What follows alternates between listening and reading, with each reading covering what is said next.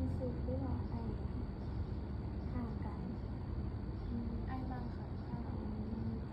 โดย